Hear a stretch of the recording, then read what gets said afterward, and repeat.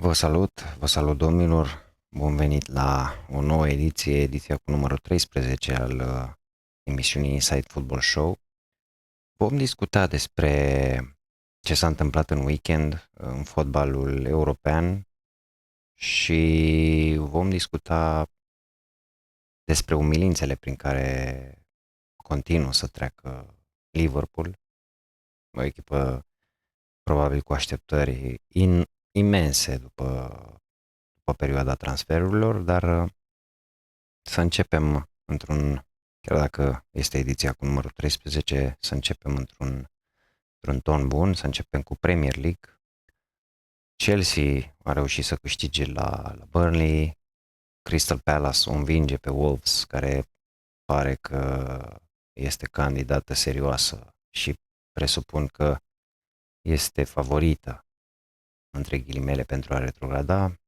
Liverpool, iată, pierde acasă cu Nottingham Forest, un meci greu de crezut că se putea întâmpla, adică poate mulți suporteri sau mulți spectatori, mulți microbiști s-ar fi așteptat la un egal, poate, dar nu la o victorie netă a lui Nottingham pe Anfield. Fulham reușește să câștige cu surpriza Sunderland 1-0, Brighton o învinge pe Brentford acasă, scor 2-1, Bournemouth contra celor de la West Ham, un egal spectaculos, 2-2. Newcastle produce, să zicem, a doua surpriză din Anglia, reușind să o învingă pe Manchester City cu 2-1. Leeds pierde acasă cu Aston Villa cu același scor, 1-2. Arsenal o învinge net pe Tottenham acasă 4-1, după ce Richarlison a reușit să înscrie de la jumatea terenului, dar totuși diferență enormă între cele două. Și în ultimul meci, Manchester United pierde acasă cu Everton, după ce Everton a avut un om eliminat, cred că prin minutul 19. Deci a jucat mai bine de o oră a jucat cu 9 minus și iată că a reușit să învingă pe Manchester United acasă. Să vedem cum arată clasamentul. Arsenal, bineînțeles, la 6 puncte față de locul 2, Chelsea, Manchester City, Aston Villa pe 4, Crystal Palace, Sunderland a coborât pe 7. Iată, surpriza începe ușor să se desumfle. Tottenham pe 9, Manchester United pe 10, Liverpool pe 12. Ultimele 3 echipe sunt Leeds, Burnley și Wolverhampton.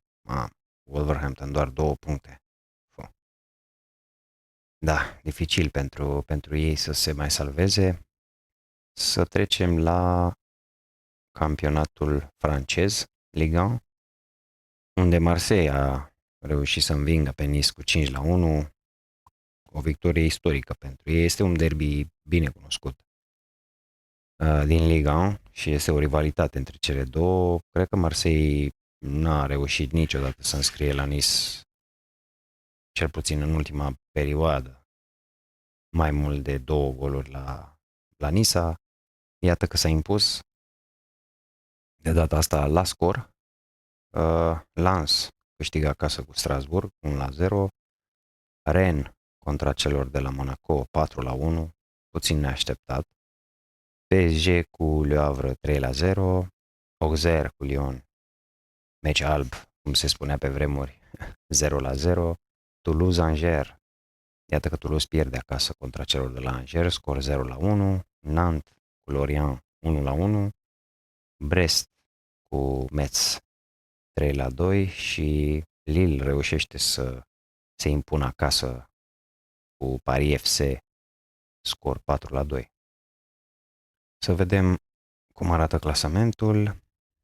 După aceste 13 etape, PSG este pe primul loc, urmat de Marseille la doar 2 puncte și de Lens. Strâns, destul de strâns anul acesta campionatul. Marseille pare să fie într-o formă foarte, foarte bună, statistic vorbind. Ca joc nu pot să spun că i-am urmărit foarte mult, dar statistic stau foarte, foarte bine. Lille pe 4, Strasbourg pe 5, Rennes pe 6, Lyon pe 7, Monaco, Nice. Ultimele 3 echipe sunt Lorient, Metz și Auxerre.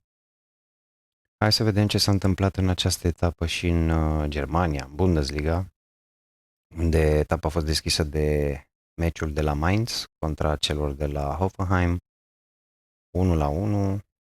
Bayer Leverkusen a învins în deplasare pe Wolfsburg, scor 3-1. Mönchengladbach se pare că ușor începe să acumuleze puncte și să-și revină cât de cât. Victorie pentru Gladbach în deplasare, scor 3-0 la Heidenheim. Stuttgart reușește să smulgă un egal totuși la Dortmund. Un meci spectaculos, cum e obișnuit în Germania de cele mai multe ori, 3-3. Bayern München a dat câte a putut cu Freiburg, 6-2 scor final. Augsburg câștigă, deși a avut o nouă minus, acasă cu Hamburg, 1-0. Köln cu Eintracht Frankfurt, iată un alt meci cu foarte multe goluri. Frankfurt reușind să câștige în deplasare, 4-3 scor. Leipzig se impune acasă cu 2-0 contra celor de la Werder Bremen și Union Berlin câștigă în deplasare la St. Pauli, scor 1-0. Hai să vedem și clasamentul. Bayern München pe primul loc, cu siguranță. Corect, urmată de la 6 puncte de Leipzig. Leverkusen pe 3, a început ușor să mai urce și Leverkusen după începutul slab de tot de campionat. Dortmund pe 4, Stuttgart, Frankfurt, Hoffenheim pe 7. Mönchengladbach a urcat totuși până pe 12 după 3 victorii consecutive. Ultimele 3 echipe sunt St. Pauli, Mainz și Heidenheim. Să trecem și pe la italien puțin, unde etapa a început cu o victorie a Boloniei la Udine, scor 3-0. Un meci tare a urmat, sau s-au disputat la aceeași oră Cagliari cu Genoa 3-3, un meci de la care nu m-aș fi așteptat să se marcheze așa multe goluri, dar iată că s-a reușit acest lucru. Fiorentina cu Juventus, un meci aparent facil pentru Juventus, n-a fost chiar așa. Bine, nici Juventus nu mai este cea care a fost, indiferent că a venit Spalletti la ei, dar n-a reușit decât un egal în deplasare de la Firenze, 1-1. Napoli se impune acasă cu Atalanta, 3-1. Parma reușește o victorie în deplasare contra celor de la Verona, scor 2-1. Roma se impune, zic eu, solid în deplasarea de la Cremoneze, scor 3-1. Lazio învinge și pe Lecce acasă cu 2-0. În derbiul etapei, AC Milan, iată, reușește să ia cele 3 puncte, scorul 1-0. O meci foarte slab. Am urmărit integral meciul. Un meci foarte slab, un meci între două echipe care efectiv nu produceau foarte mult fotbal. Inter mă așteptam să fie puțin mai agresiv, având în vedere că suporterii celor de la Inter erau majoritari în tribune, dar nu s-a întâmplat asta. Inter a jucat destul de slab, nu a fost atât de agresivă precum aș fi așteptat și foarte slab a jucat, foarte slab și Inter, chiar dacă lotul este total sau a fost total favorabil pentru albaștri. Da, un meci închis, un meci slab, ceea ce nu-mi place la Allegri, poate știe câteva lucruri despre fotbal Allegri, dar se apără foarte mult și din timp. Se bagă cu fundul în poartă și nu este un stil poate este un stil cu care poți obține câteva rezultate, dar nu este un stil de lungă durată care să-ți meargă. Și duminică s-au mai jucat Torino-Como, scor 1-5, Como o surpriză frumoasă, iată, continuă cu Fabregas antrenor la Como, și Sassuolo-Pisa, scor 2-2. În clasament, pe bună dreptate, Roma pe primul loc. Gasperini se pare că începe ușor să-și facă simțită prezența acolo. Milan pe 2, la doar 2 puncte, ca și Napoli. Inter abia pe 4, Bologna, Como pe 6, Juventus abia pe locul 7, Lazio pe 8, Atalanta pe 13, incredibil. Ultimele 3 echipe sunt Genoa, Fiorentina și Verona. Să trecem puțin și prin Spania, prin La Liga, unde etapa a început cu un mic derby al liliecilor. Derbiul dintre Valencia și Levante, câștigat de gazde cu 1-0. Alavez pierde acasă cu Celta Vigo, scor 0-1. Barcelona o spulberă pe Bilbao, chiar dacă a fost un meci ca și făcut pentru Barcelona, pentru că era întoarcerea pe Camp Nou. Din ce știu, Barcelona și în general Catalania au relații bune cu bascii. Iată că acest meci a fost unul destul de facil pentru ei, scor 4-0. Osasuna acasă pierde contra celor de la Real Sociedad, scor 1-3. Villarreal s-a chinuit cu Mallorca, dar spre final a reușit să învingă cu 2-1. Oviedo cu Vallecano, un meci șters din nou, 2 cartonașe roșii, un meci încheiat la egalitate, scor 0-0. Betis, iată, surprinzător s-a chinuit cu Girona, având și un om în minus, s-a chinuit cu Girona, reușind doar un egal acasă, 1-1. Atletico Madrid câștigând în stilul caracteristic, într-o deplasare destul de grea în acest sezon la Getafe. Cei de la Getafe joacă destul de dur în general, dar iată că echipa lui Simeone s-a impus cu 1-0, scor scurt. Elche acasă, având un om în minus, totuși reușește să facă egal cu Real Madrid. Din punctul meu de vedere, Elche este surpriza campionatului și antrenorul lui Elche este un antrenor de perspectivă. Ce a făcut acolo totuși e o nouă promovată și reușește să obțină niște rezultate bazate și pe un joc foarte spectaculos și foarte solid din punctul meu de vedere. Posesie foarte bună, pressing foarte bun pentru o echipă care totuși nu are mari valori în lot. Dar iată că a reușit să aducă în jurul echipei jucători care se potrivesc acestui stil și reușește să facă anumite surprize. Și în fine, în ultimul meci al etapei, Espanyol o învinge acasă pe Sevilla, scor 2-1. În clasament avem următoarea desfășurare de forțe. Real Madrid pe primul loc, la un punct de Barcelona, Villarreal pe 3, destul de solid Villarreal în acest sezon, cel puțin în campionat. Atletico Madrid abia pe 4, Betis pe 5, Espanyol pe 6, Getafe pe 7, Bilbao pe 8, deși este într-o formă foarte, foarte slabă.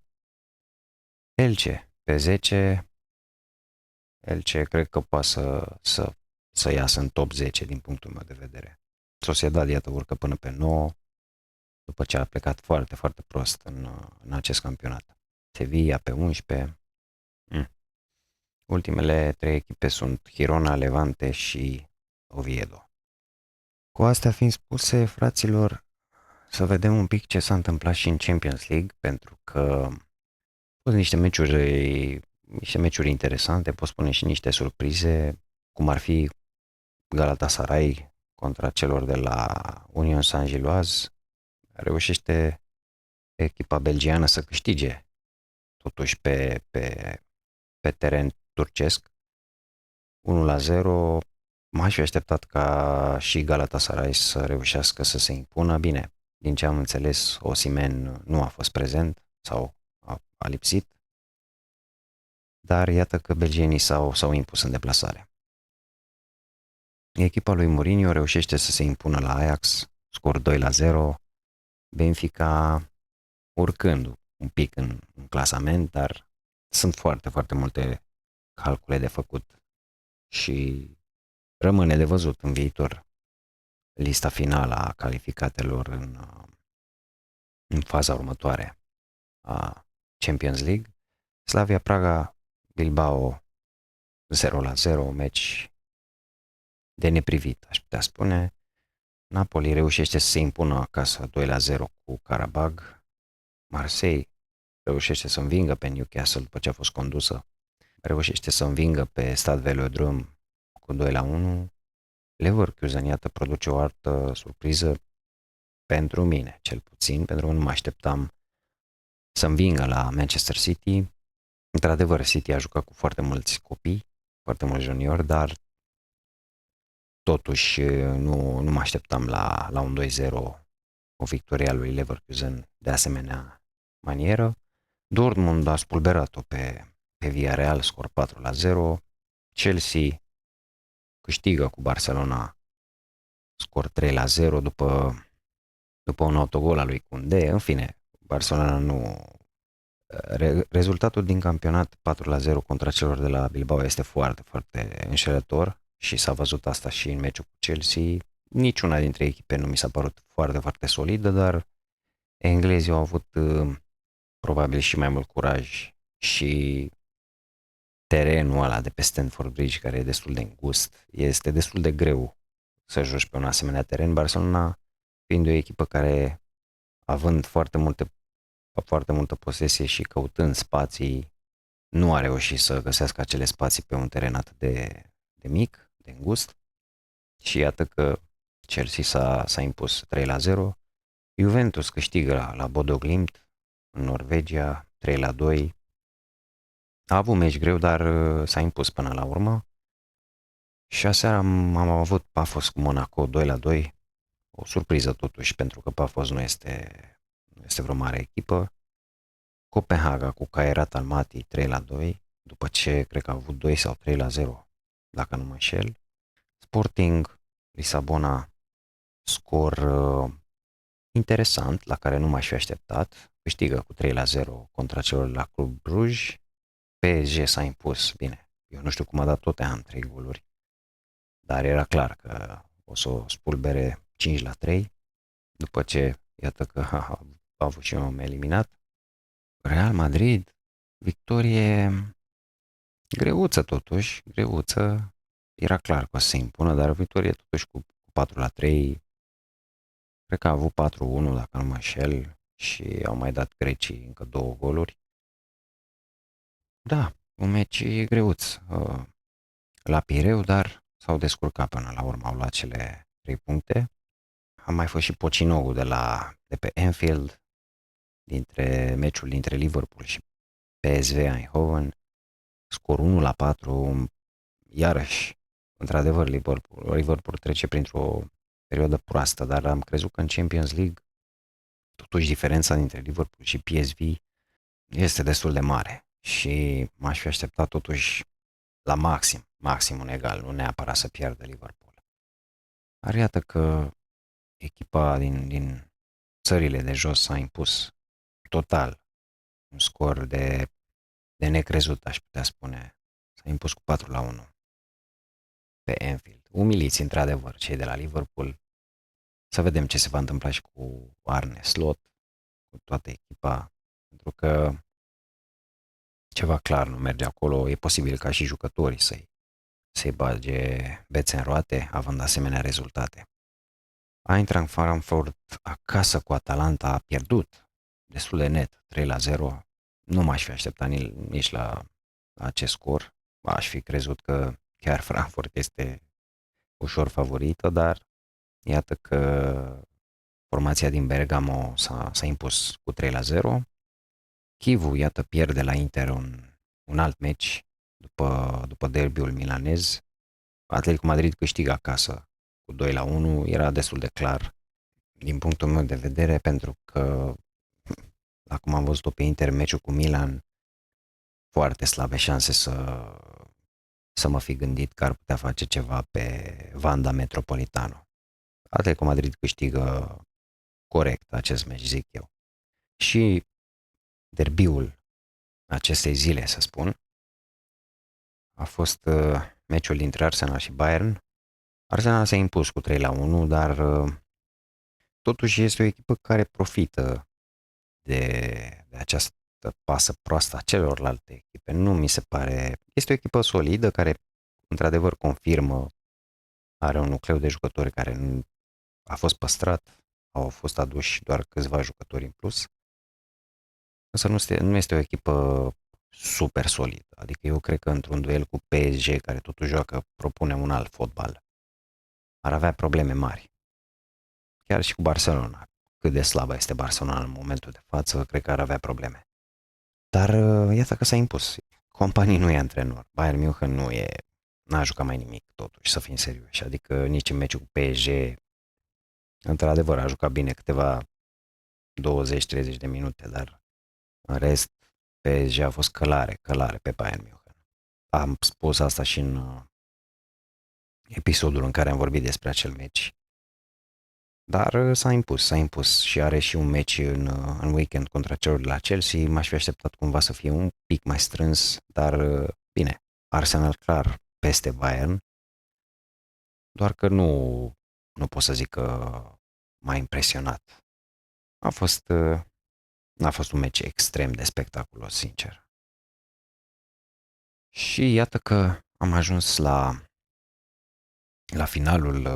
finalul ediției cu numărul 13, cum spuneam, nu este marți, dar și nici vineri 13, dar totuși să amintim și de meciurile din seara aceasta, meciul de la Belgrad, unde FCSB se va întâlni cu Crvena Zvezda, cu Steaua Roșie Belgrad. Da, greu având în vedere ce situație precară are FCSB.